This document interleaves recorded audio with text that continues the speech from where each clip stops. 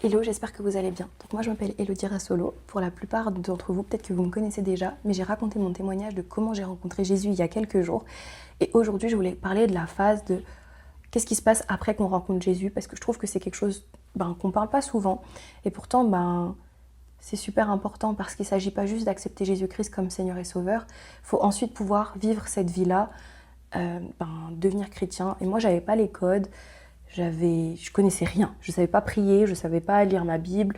Pour moi, c'était un livre qui était juste trop long, pas intéressant, que j'ouvrais au hasard. Enfin, voilà, quand j'allais pas bien, je l'ouvrais, mais j'avais pas de relation personnelle avec Dieu, donc j'avais pas la compréhension de à quoi ça servait la parole de Dieu. Mais c'est vrai que dans mon témoignage, j'ai vu la parole de Dieu combattre pour moi, alors que j'y connaissais rien, quand j'allais mourir dans cette voiture-là, qui allait prendre pas feu, mais où j'avais allumé des bougies et où j'allais mourir par asphyxion.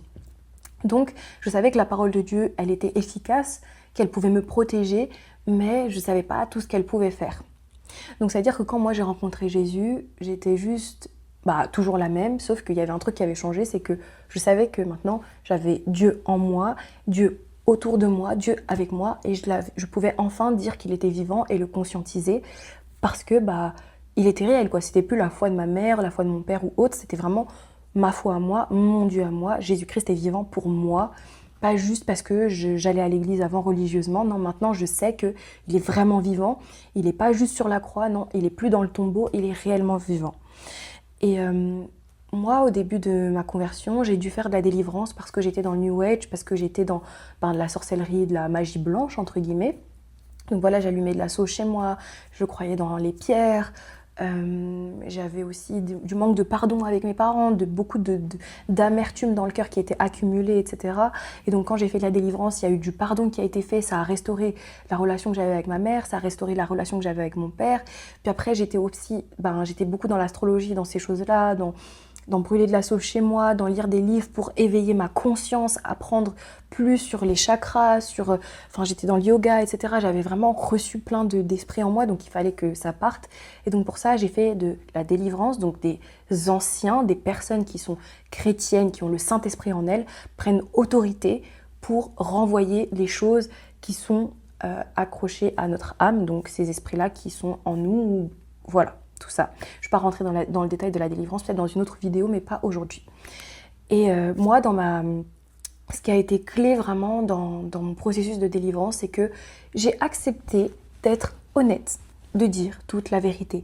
Pourquoi ? Parce que j'avais conscience que tous les choix que j'avais pris sans Jésus-Christ m'avaient mené à la mort, à voir mon état dépérir et à me dire, en fait là je suis arrivée au bout de moi-même, si c'est pas Dieu qui vient me sauver, en fait je vais juste mourir. Et je ne souhaite ça à personne, donc c'est pour ça que c'est important de faire les choses bien et donc d'être aligné avec ce que Dieu nous demande, pas pour juste obéir à des règles, mais c'est juste parce que c'est ce qui nous protège sur cette terre qu'on n'a pas créé. Il est le créateur, il sait comment les choses marchent, c'est important pour nous de nous soumettre à ce que lui nous demande. Donc voilà, donc au début j'ai dû faire de la délivrance avec des personnes, donc je faisais régulièrement de la délivrance et en même temps à cette délivrance-là, je lisais la parole de Dieu. Il était hors de question qu'on me sorte du tout cuit. Toute ma vie, on m'avait dit comment Dieu, ceci, cela, ça n'avait pas marché. J'étais arrivée au final au bout de moi-même à voir toutes mes valeurs, tous les trucs que j'avais placés là comme quoi, les trucs que j'allais jamais déroger dans ma vie. Au final, tout était tombé et c'est que quand j'ai placé ma confiance en Jésus-Christ, le seul vrai Dieu, là, avec la révélation de qui il était, que ma vie a commencé à changer. Donc je ne voulais plus entendre X qui me dit que ça marche comme ça, que ça... Je voulais savoir qu'est-ce que Dieu il dit dans sa parole. Et quand je lisais la parole de Dieu, je la lisais au nom de Jésus et je demandais au Saint-Esprit de m'éclairer sur cette parole de Dieu. Si c'est la parole de Dieu, ça veut dire que je ne peux pas la comprendre avec mon simple esprit humain. Beaucoup lisent la parole de Dieu mais ne sont pas révélés. Donc ils acquièrent la connaissance mais sans révélation, c'est encore plus destructeur que de ne rien savoir. Parce que tu utilises une fourchette quand il faut utiliser un couteau, enfin c'est pas bon en fait. Genre on a besoin que le Saint-Esprit nous révèle les choses et surtout qui nous révèle Jésus-Christ et sa volonté pour nous. Cette parole, c'est inspiré de Dieu. Donc ça veut dire que pour la comprendre, il faut le Saint-Esprit. Sinon, c'est juste un livre, quoi. Donc voilà, moi je conseille de faire comme ça en tout cas. Moi c'est ce que j'ai fait et j'ai vu les fruits, j'ai vu les résultats, j'ai vu qu'avant je l'ouvrais au hasard ma Bible quand je connaissais pas Jésus. Il se passait rien, j'étais encouragée, c'était un livre motivationnel, mais c'était pas un livre transformateur. C'est ça que je veux dire. Donc voilà, donc l'importance d'être accompagné, l'importance de lire sa Bible et de comprendre aussi que la relation avec Jésus-Christ, c'est quelque chose qui se construit.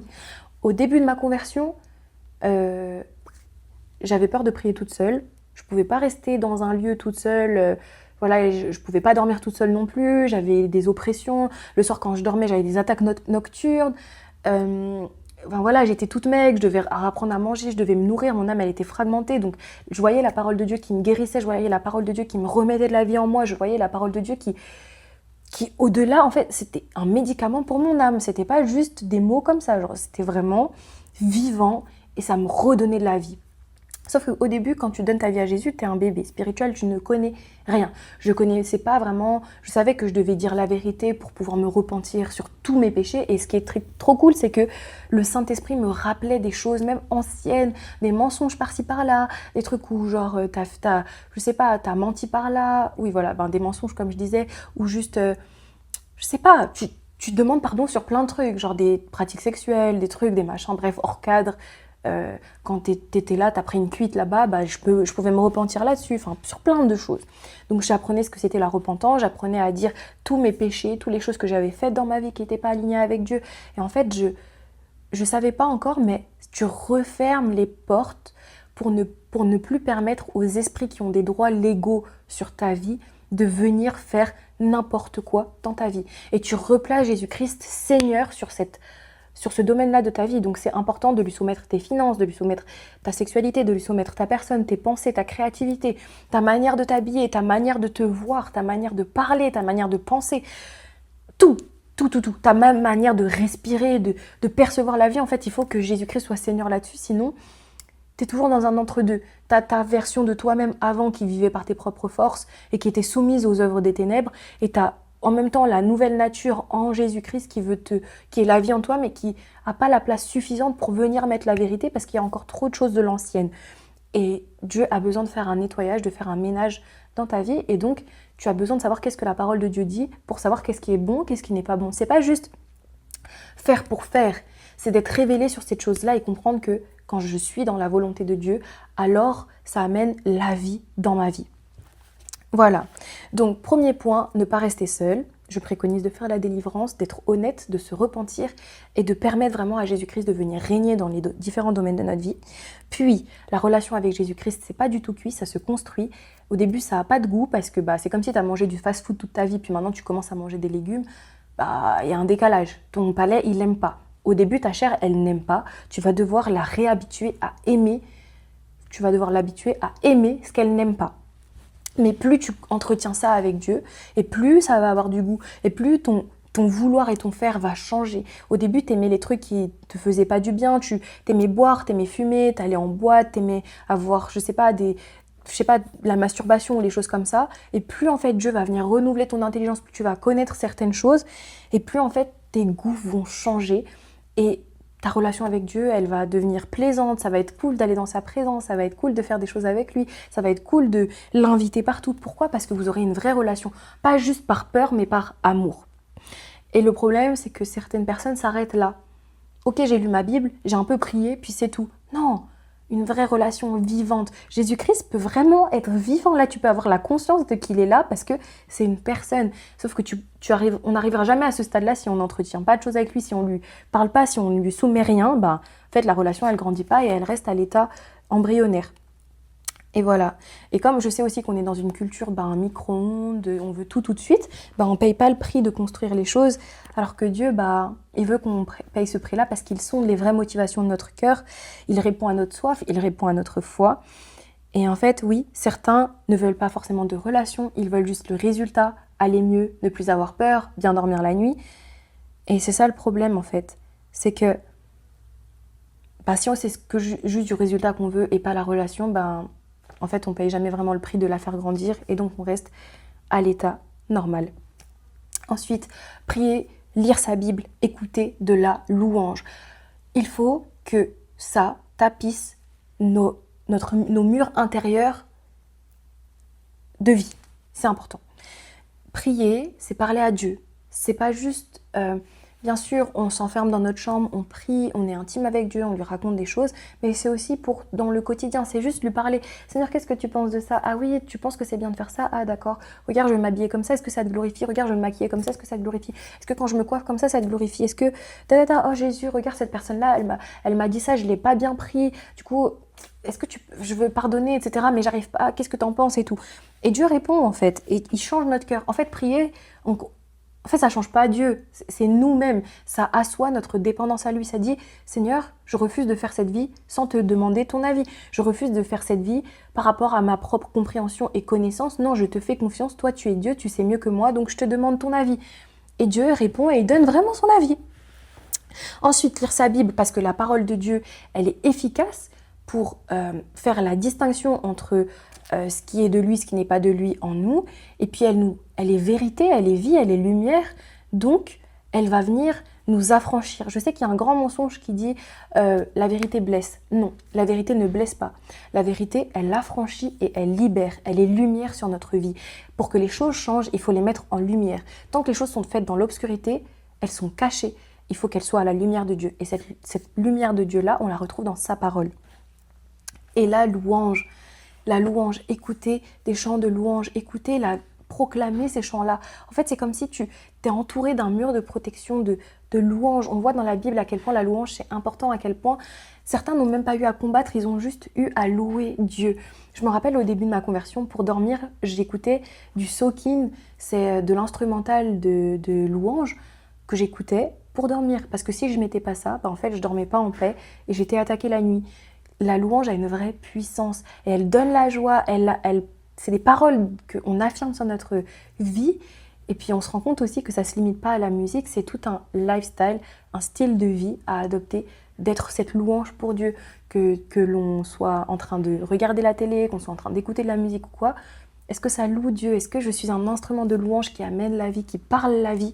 C'est quoi le champ lexical qui sort de ma bouche? Parce qu'en fonction de ce qui sort de ma bouche, là, je sais ce qui habite mon cœur. Et si c'est que des paroles de mort, des paroles d'insultes et tout, j'ai besoin que Dieu vienne mettre sa parole de vie là-dedans pour que ce qui sort de ma bouche soit différent. Voilà, donc ça c'est aussi un des points qui était important pour nous, je trouve.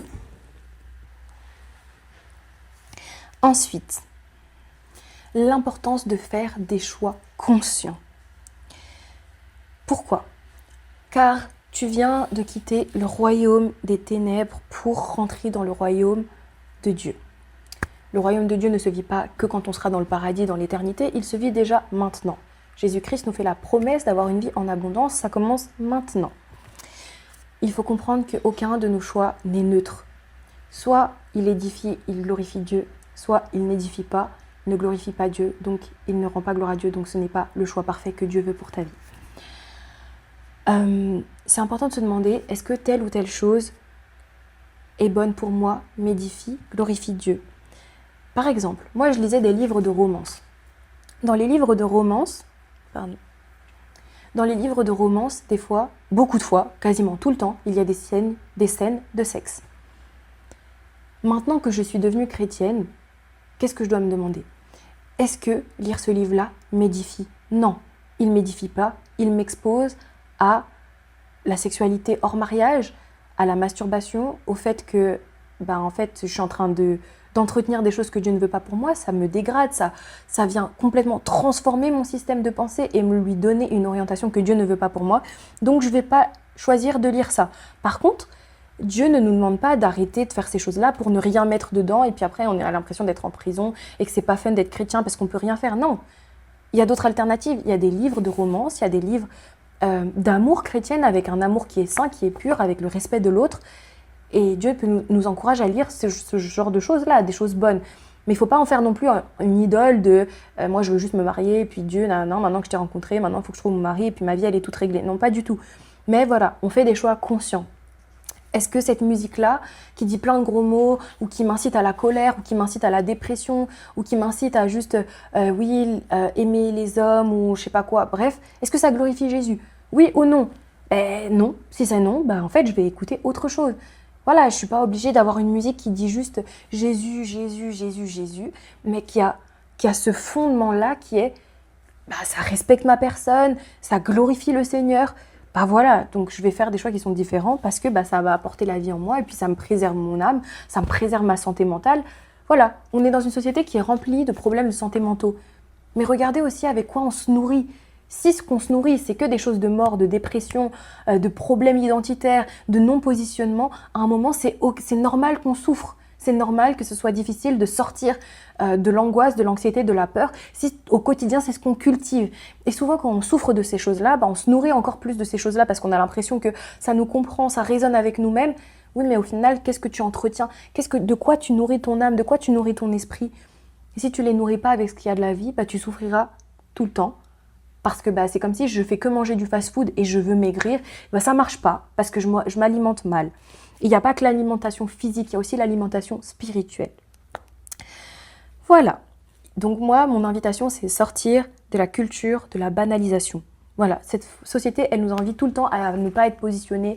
Oui, mais tu peux un peu faire ça, mais en même temps, tu peux un peu faire ça. T'inquiète pas, ça te définit pas. Non, il n'y a rien de neutre. Il faut choisir son camp. Avec Dieu, il faut choisir son camp. C'est pas juste mon corps, mon choix. Quand je donne ma vie à Jésus-Christ, alors je lui appartiens. Ça veut dire que, en fait, je m'appartiens plus. C'est pas mon corps, mon choix. Non, mon corps maintenant est le temple du Saint-Esprit. Et donc mes choix doivent être alignés avec ma nouvelle nature, avec le fait que la présence de Dieu est en moi. Si je vais à l'église et qu'à l'église je mets des grosses musiques qui disent n'importe quoi, etc., je ne vais pas accepter. Ben, c'est la même chose. Tu es l'église, tu es le corps du Christ, tu es l'église avec un E majuscule. Tu ne mets pas n'importe quoi dedans. Tu ne regardes pas n'importe quoi, tu ne dis pas n'importe quoi. Mais pour savoir ce que tu dois dire et ce que tu dois faire, eh ben, il faut que la parole de Dieu puisse t'instruire là-dessus. Sinon, ben, en fait, on ne le sait juste pas. On sait qu'il y a des choses en nous qui ne matchent pas trop avec nos anciennes pratiques, mais on ne sait pas exactement qu'est-ce qu'on doit réellement faire. Ce qu'il faut comprendre, c'est que Jésus-Christ, il ne veut pas juste nous sauver, il veut aussi régner dans chaque domaine de notre vie, mais surtout nous rendre ce qui nous a été volé par nos actions avant, qui ne menaient pas à la vie, qui étaient destructrices pour nous. Il veut qu'on ait la vie en abondance. Il veut que dans chaque domaine de notre vie, on puisse expérimenter cette œuvre-là de rachat, de résurrection et de vie. Et le truc, c'est que tant qu'on ne lui soumet pas certains domaines de notre vie, qu'on ne lui soumet pas toute notre vie, ben on ne peut pas expérimenter pleinement cette puissance-là de résurrection. Maintenant, ce qui doit primer sur toute chose, c'est Jésus-Christ. Il est notre identité. Nous appartenons à sa famille. Nous sommes membres de sa patrie à lui.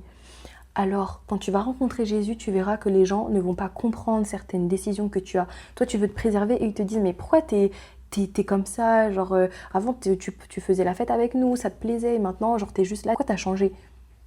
Eh ben, c'est ok. C'est ok. Et eux, ils le comprendront plus tard quand ils vont accepter Jésus. Parce que ce que vous êtes en train de faire là, c'est pour vous. C'est pour les gens qui vous entourent et c'est pour les gens qui viendront après vous. Oui, c'est dur, mais ce que vous investissez maintenant en Jésus-Christ, vous verrez à quel point mais c'est majestueux lorsque c'est bien fait, lorsque c'est entretenu, lorsque c'est vivant avec Jésus. C'est juste tellement beau et c'est le plus beau cadeau que vous pouvez transmettre à vos proches, à vos futurs enfants, à ce qui suivra après vous et déjà même en vous. Et voilà, je nous souhaite de vivre cette vie en abondance, je nous souhaite de ne pas vivre à côté de la plénitude de ce que c'est de vivre en Christ. C'est pas toujours évident, il y a des hauts, il y a des bas, ça demande du positionnement constant, ça demande d'être discipliné, de lire sa Bible, de louer Dieu, d'être en contact avec ses frères et sœurs en Christ avec lesquels on peut grandir, qui vont mettre aussi en lumière des choses en nous qui doivent encore être changées. Mais toutes les fois, on se positionne pour Dieu pleinement. Alors lui, sa grâce, elle est là en abondance et il nous aide. C'est pas juste tout seul qu'on peut faire tout ça. Non, c'est le Saint-Esprit qui vient nous aider pour raligner notre vie, pour qu'on la vive en abondance. Et moi, je prie qu'on vive ça parce que ça change tout. C'est ça qui va faire la différence entre quelqu'un qui est chrétien depuis 50 ans, mais qui refuse de soumettre toute sa vie à Jésus, ou un chrétien qui connaît Jésus depuis 3-4 ans, mais qui lui a tout donné. Vous verrez à quel point les accélérations divines que Dieu fait dans la vie de quelqu'un qui lui est soumis, de quelqu'un qui lui est consacré, de quelqu'un qui lui donne tout, ce n'est pas mesurable, ça n'a pas de prix. Et ma prière aujourd'hui, c'est Seigneur, aide-nous à ne pas être dans le compromis, aide-nous à tout te donner, aide-nous à être renouvelés dans notre intelligence pour faire des choix différents, des choix qui amènent la vie, des choix qui sont beaux, qui sont puissants, qui serviront aux générations futures et dans lequel on reconnaîtra que tu es le seul vrai Dieu, que tu es vraiment vivant et que quand tu dis que tu changes toutes choses et que tu fais toutes choses belles en ton temps, Seigneur, c'est pour de vrai.